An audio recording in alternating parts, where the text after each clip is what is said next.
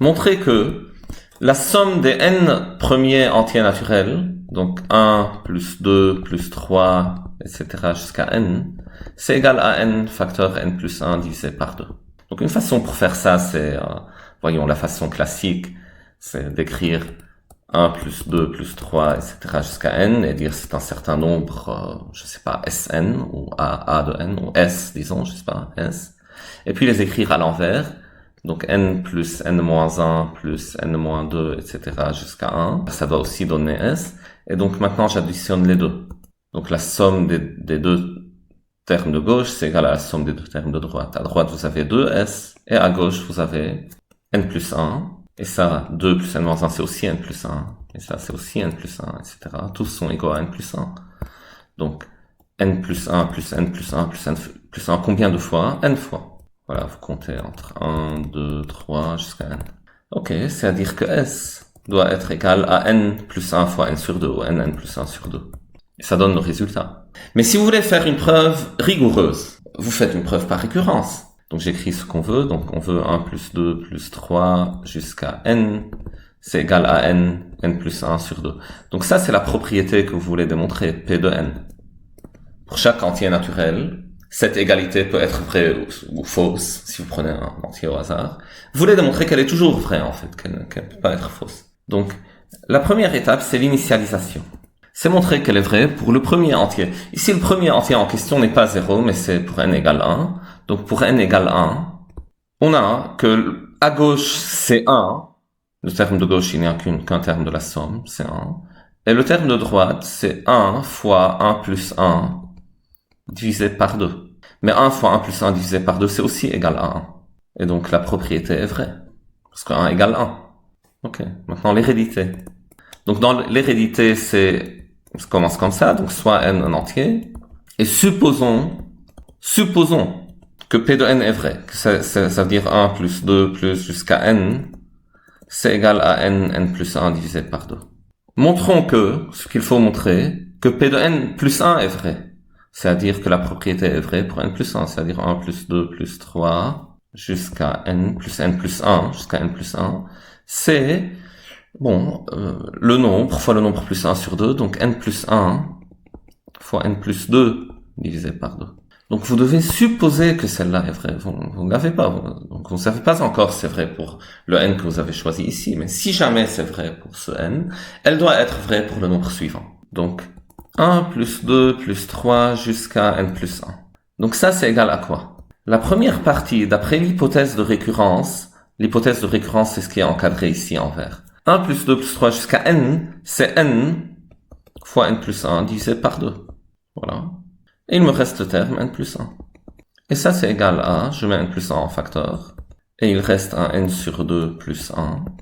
Et ça c'est n plus 1 multiplié par dénominateur commun, c'est 2, et j'ai en haut n plus 2. n sur 2 plus 1, c'est, voilà, n plus 2 sur 2 clairement. Et donc ça c'est égal à n plus 1 fois n plus 2 divisé par 2. Et c'est ce qu'il faut en fait. La somme des termes jusqu'à n plus 1, c'est n plus 1 fois n plus 2 divisé par 2. Ayant supposé que l'hypothèse de récurrence est vraie, c'est-à-dire ayant supposé que la propriété est vraie pour n. Donc la propriété, si elle est vraie pour un entier n, elle est vraie pour l'entier suivant.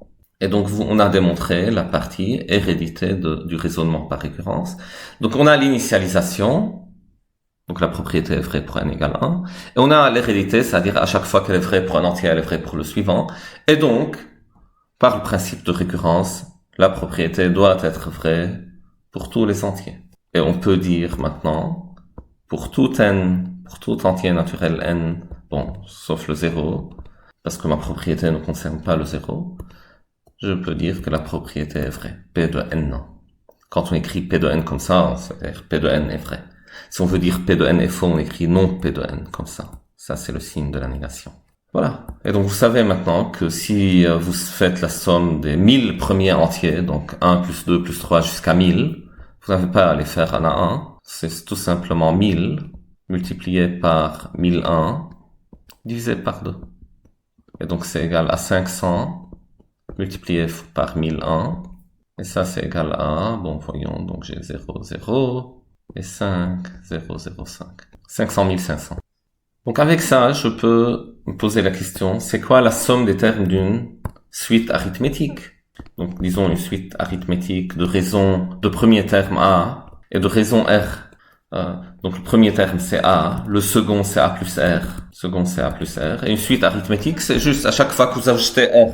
C'est comme ça qu'elle est définie, une suite arithmétique de raison R, chaque terme est égal au précédent plus R. Vous avez A plus 2R, A plus 3R, etc. Donc le terme, disons n plus 1e terme, c'est A plus NR. Donc je veux la somme des termes. Donc somme de quel terme? Somme des n premiers termes. On somme des n plus 1 premiers termes. Donc je veux l'écrire Sn plus 1, la somme des n plus 1 premiers termes. C'est ce que j'ai écrit ici. Donc c'est A plus R plus A plus 2R plus etc. jusqu'à A plus NR. Pourquoi je parle de ça maintenant? C'est juste parce que la suite de tout à l'heure, la suite 1, 2, 3, 4, etc., c'est une suite arithmétique de premier terme 1 et de raison 1. Donc c'est une généralisation à ce qu'on vient de faire. Donc là, ce que je vais faire, c'est dire, ok, les A, je les regroupe ensemble, j'ai A, etc. Combien de termes j'ai? Combien de A j'ai? Donc je prends les n plus 1 premier terme, donc j'ai n plus 1 fois A. Plus, il me reste R plus 2R plus 3R jusqu'à NR. Et ça, c'est n plus 1 fois A plus R facteur 1 plus 2 plus 3 jusqu'à n.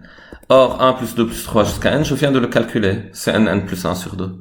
Et donc, il me reste n plus 1 A plus R fois n plus 1 divisé par 2. Donc ça, c'est la somme des n plus 1 premiers termes d'une suite arithmétique. Maintenant, parlons de suites géométriques. Qu'est-ce qui nous intéresse avec les suites géométriques? La somme des termes d'une suite géométrique. Donc une suite géométrique, c'est une suite qui commence par un premier terme, et puis chaque terme est obtenu du précédent en multipliant par un nombre constant appelé raison de la suite. Un exemple d'une suite géométrique, bon, pour le premier exemple, je vais donner, c'est la suite qui commence par 1, donc le premier terme c'est 1, et la raison c'est R. Donc 1, le premier terme, le deuxième terme c'est R, et puis c'est R2, puis c'est R3, etc. jusqu'à R à la puissance n. Et ça continue comme ça, mais moi je m'intéresse à la somme des n premiers termes d'une suite géométrique. Donc je m'intéresse au calcul de 1 plus R2 jusqu'à R à la puissance n. Donc je dis, il faut montrer que cette somme-là, c'est égal à 1 moins R à la puissance n plus 1 divisé par 1 moins R. Donc c'est toujours comme ça avec les suites géométriques. C'est le premier terme de la suite, le 1, voilà. Premier terme écrit, moins le premier terme que vous n'avez pas écrit. Donc ici, si vous voulez continuer, je vous aurais écrit R à la puissance n plus 1, mais vous ne l'avez pas écrit. Donc c'est ce terme-là, donc premier terme écrit moins premier terme non écrit, divisé par 1 moins la raison. Ce sera toujours comme ça avec la somme des termes d'un nombre fini de termes successifs d'une suite géométrique. Ok, c'est toujours vrai ça. Par récurrence, donc initialisation. Donc pour n égale 0, 1, le terme de gauche c'est 1, et le terme de droite c'est 1 moins R à la puissance 0 plus 1, divisé par 1 moins R. Et voilà, ce terme aussi c'est égal à 1. 1 moins R sur 1 moins R. Donc 1 égale 1. Et c'est vrai, l'initialisation est vraie, car 1 égale 1. Le terme de gauche donne 1, le terme de droite donne 1. Attention, j'ai oublié de dire un truc. La raison doit être différente de 1. R différent de 1. Si R égale 1, ça devient trivial. Voilà, les termes sont tous égaux à 1 alors. Et la somme des n premiers termes, c'est n. La somme des n plus 1 premiers termes, c'est n plus 1. On n'a pas besoin de cette formule. Hérédité. C'est de supposer qu'elle est vraie pour n et montrer qu'elle est vraie pour n plus 1. Donc, supposons que pour un certain n, la propriété est vraie, ou pour un certain k, écrivons ça k, donc 1 plus r jusqu'à r à la puissance k, c'est égal à 1 moins r à la puissance k plus 1 divisé par 1 moins r. Et montrons alors que la propriété est vraie pour le terme suivant, pour k plus 1, c'est-à-dire 1 plus r jusqu'à r à la puissance k plus 1, c'est 1 moins r à la puissance, je dois remplacer k par k plus 1, donc 1 moins r à la puissance k plus 2 sur 1 moins r. Ok. Donc en supposant l'hypothèse de récurrence, est-ce que je peux montrer pour le terme suivant? Donc voyons. Donc calculons ça. J'écris 1 plus r jusqu'à rk plus 1. C'est égal à quoi? La somme jusqu'à l'ordre r à la puissance k, jusqu'au terme r à la puissance k, c'est par l'hypothèse de récurrence, par hypothèse, attention, c'est 1 moins r à la puissance k plus 1 divisé par 1 moins r. Et il me reste alors r à la puissance k plus 1. Et ça, je réduis au même dénominateur. J'ai 1 moins r à la puissance k plus 1, plus, donc le r à la puissance k plus 1 doit multiplier le 1 moins r, plus r à la puissance k plus 1, donc r à la puissance k plus 1 fois 1, c'est r à la puissance k plus 1, moins, j'ai r à la puissance k plus 1 fois r, c'est r à la puissance k plus 2. Et voilà, j'ai une simplification ici qui se fait. Et ça, c'est égal à 1 moins r à la puissance k plus 2 divisé par 1 moins r. Mais c'est ce qu'il faut. C'est ce que j'ai écrit ici. Montrons que la somme jusqu'à k plus 1, c'est 1 moins r à la puissance k plus 2 sur 1 moins r. Voilà, je l'ai obtenu ici. Donc si jamais la propriété est vraie jusqu'à l'ordre k, elle est vraie jusqu'à l'ordre k plus 1. Et maintenant, par le principe de récurrence, comme elle est vraie pour l'entier de départ, qui est 0, et qu'à chaque fois qu'elle est vraie pour un entier, elle est vraie pour le suivant, donc la propriété est vraie pour tous les entiers, et je peux dire que pour tout entier n, la propriété est vraie. Et une suite géométrique n'a pas à commencer par 1, la formule peut être facilement généralisée, donc si vous avez une suite qui commence par, disons 3 fois 2 au carré, puis le terme suivant c'est 3 fois 2 au cube, et vous arrêtez à, 3 fois 2 à la puissance 10. Donc vous pouvez les voir comme une somme des termes de suite géométrique. Ça, c'est le premier terme, et puis la raison, c'est 2.